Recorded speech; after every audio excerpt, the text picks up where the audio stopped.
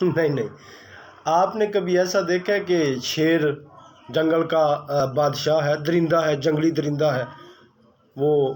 رحم کر جائے، اس کے دل میں رحم آ جائے، اس نے کسی انسان کو دیکھا، کسی چیز کو دیکھا، اس کا شکار کرنے لگا ہے، اسے کھانے لگا ہے، اور اس کے دل میں رحم آ جائے اور وہ اس کو چھوڑ دے؟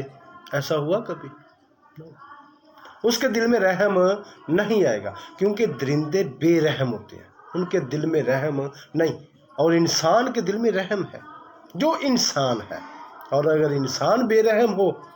تو اب میں تو نہیں بول سکتا، آپ خود سوچیں کہ انسان کے دل میں رحم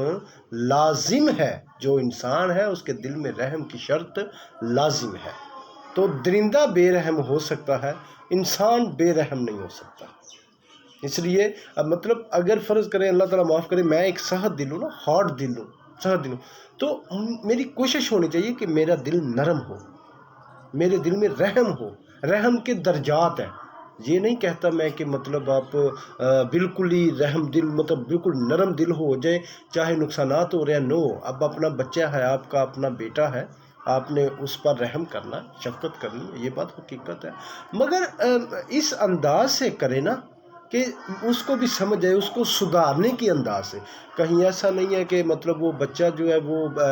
غلطیاں کر رہا ہے، نماز ادا نہیں کر رہا، اسٹڈی میں غلطی کر رہا ہے، تو آپ اس پہ بس شفقت رحم کرتے جائیں، وہ تو بگڑ جائے گا۔ رحم کے درجات ہیں، ان درجات کو پورا کرنا ہے، ضروری نہیں اب رحم کی اقسام